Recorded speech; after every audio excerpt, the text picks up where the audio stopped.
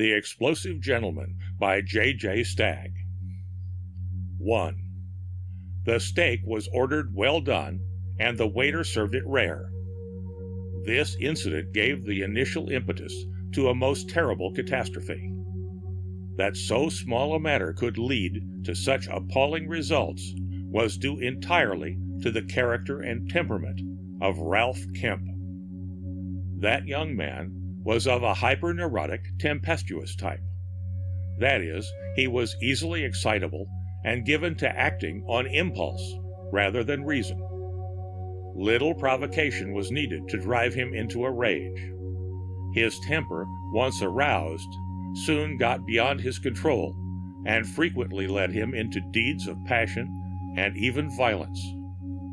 His anger, at times, was sustained through protracted periods, a feature which sometimes induced those with whom he came in contact on such occasions to doubt his sanity. The affair in the restaurant was characteristic. Kemp made a caustic remark concerning the waiter's attentiveness.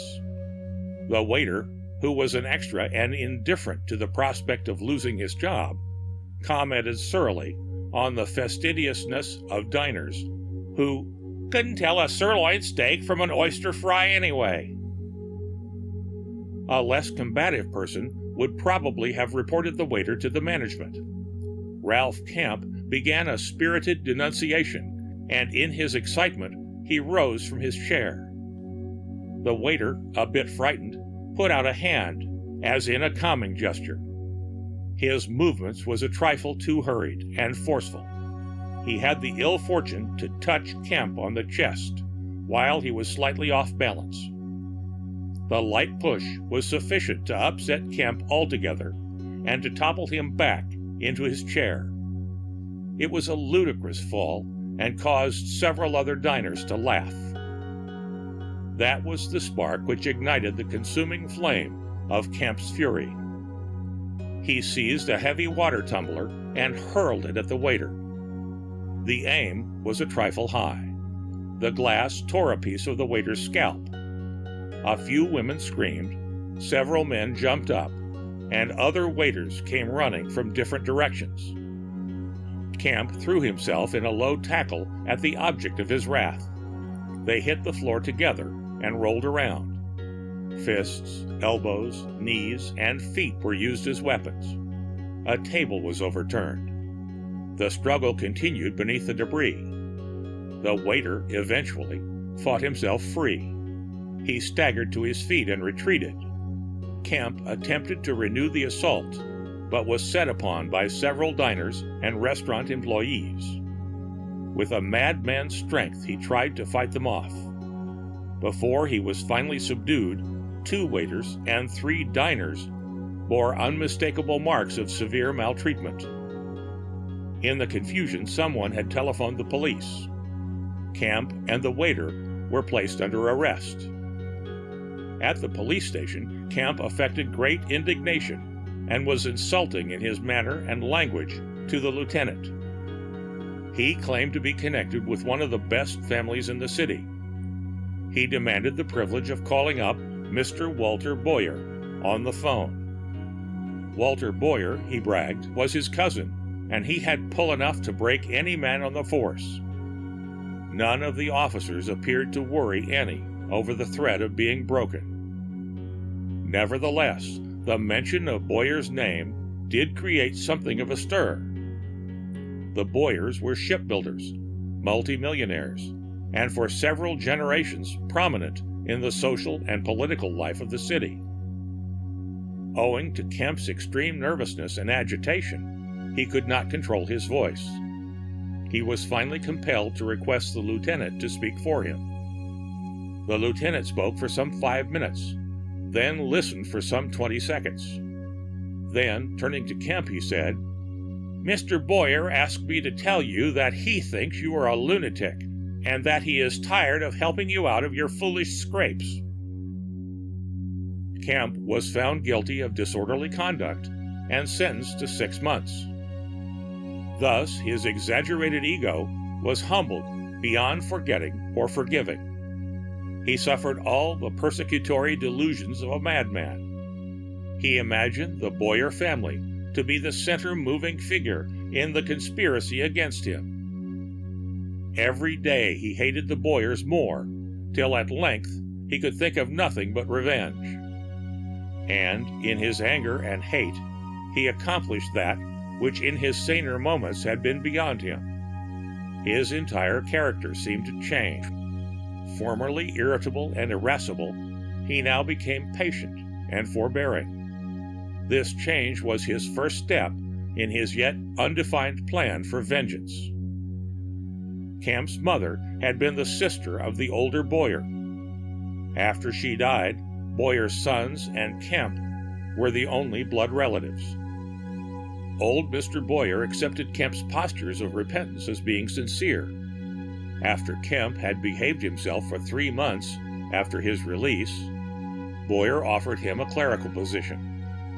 When Kemp made good at the work, the old gentleman again invited his nephew to his home. It was then that Kemp's criminal plans began to assume a definite outline. He plotted with a madman's cunning and patience. Scheme after scheme was discarded because it was not safe enough or not cruel enough. And several ideas were dismissed because they were not inclusive. It would have given him no satisfaction to hurt one of the boys. His feud was with the family. It came to him at last, what he considered an inspiration.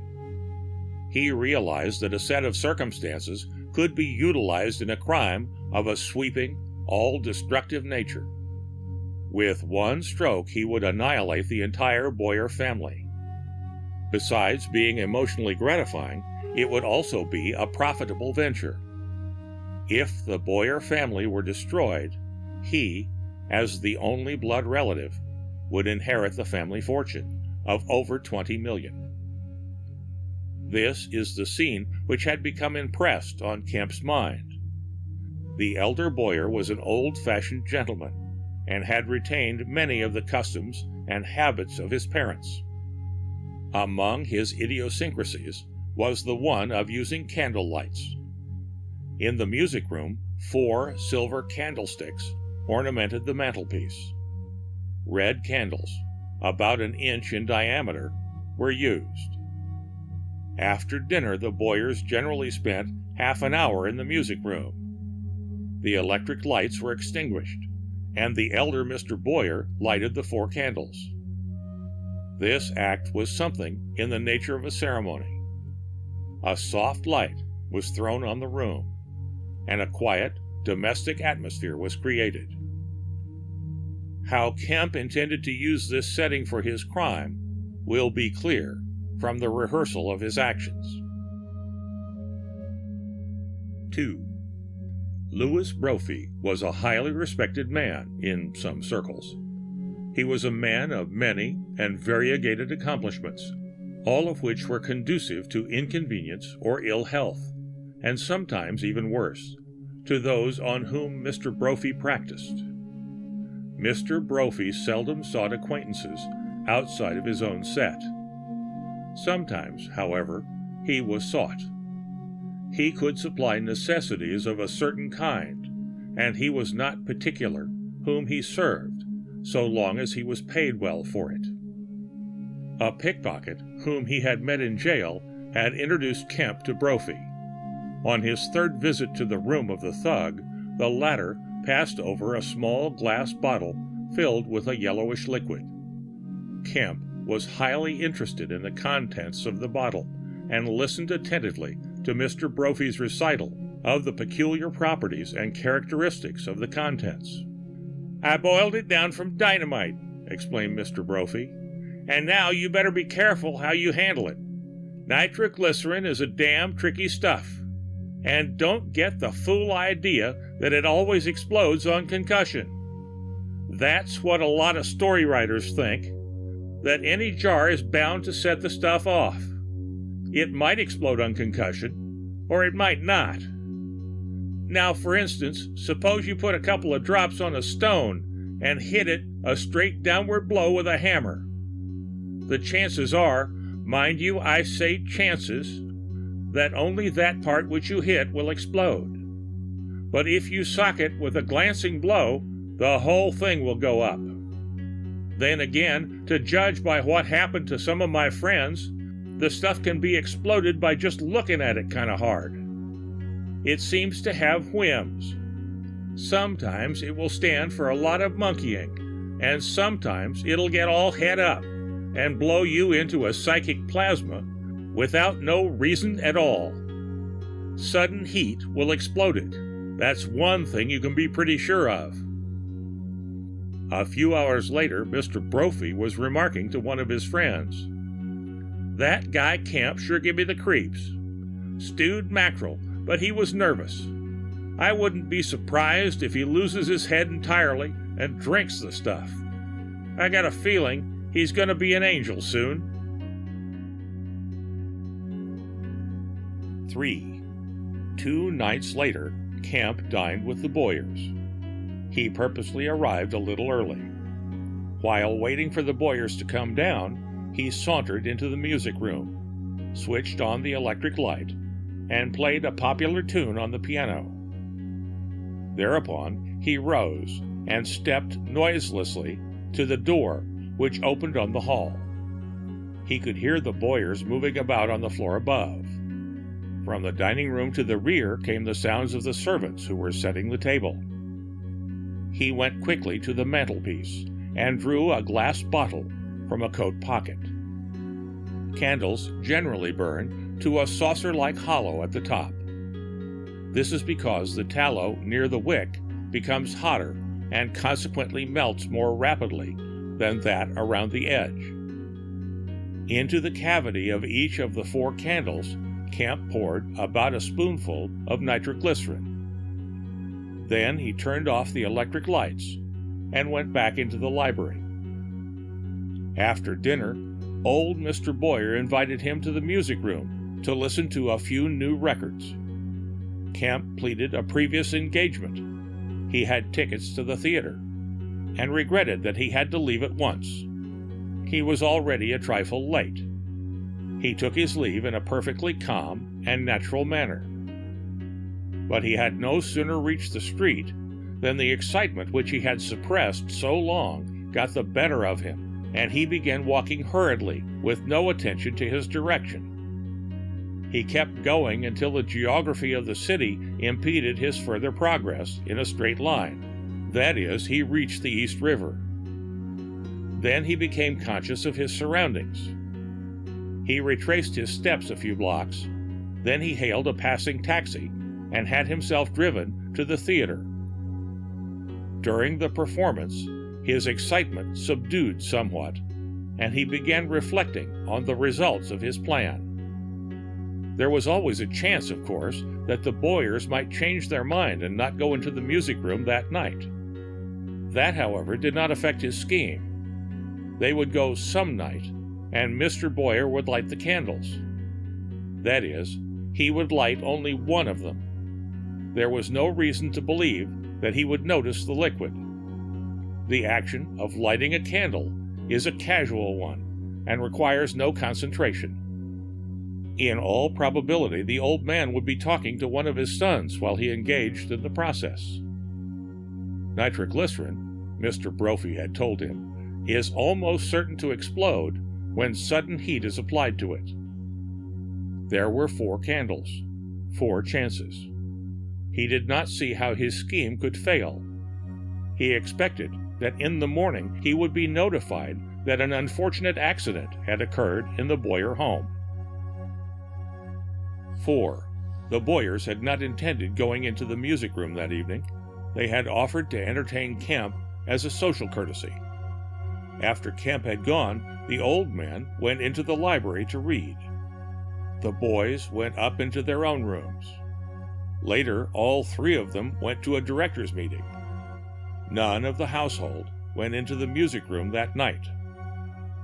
About 10 o'clock next morning, Boyer's sons had already gone to business. Mrs. Nolan began her house-cleaning duties. Mrs. Nolan, it must be said, was an energetic lady. Her favorite polish was elbow grease. When she worked, she raised a dust and a sweat. The windows of the room in which Mrs. Nolan was carrying on were always thrown wide open. And Mrs. Nolan was fastidious. She cleaned under as well as around the furniture. Outdoors, the temperature that morning was below freezing. Mrs. Nolan generated considerable heat when she worked. As long as she was busy, she was more or less indifferent to temperature. Now, Mr. Brophy, in his elucidation of the properties of nitroglycerin, had failed to inform Kemp of one peculiarity. Nitroglycerin freezes at 34.04 degrees Fahrenheit. When it freezes, it changes to a long whitish crystal. Mrs. Nolan kept the windows in the music room open for almost an hour, so the nitroglycerin, which Kemp had spilled into the hollows at the top of the candles, froze. And Mrs. Nolan, making her final inspection of the room, noticed the whitish crystals at the tops of the 4 candles. With reference to what happened next, we call your attention to the following proverbs. Where ignorance is bliss, 'tis folly to be wise. Death may meet us everywhere. And innocence is no protection. The first 2 of these wisecracks we admit. The last we intend to prove in the easiest way, by citing the exception. The whitish crystals, each one of them potentially able to transform Mrs. Nolan into a sudden, if rather clumsy angel, aroused that lady's curiosity. She picked up one of the candles and poked at the top of it with a hairpin, but the crystals clung rather tenaciously to the tallow. So she finally used her fingernails. Scratch, scratch, scrape.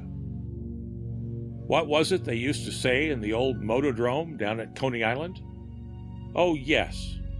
Come in and see the motorcyclists race neck and neck with death. These fellows had nothing on Mrs. Nolan when it came to taking chances. As Mrs. Nolan dug the crystals off the 3rd candle, a small piece broke off one of them and fell to the floor.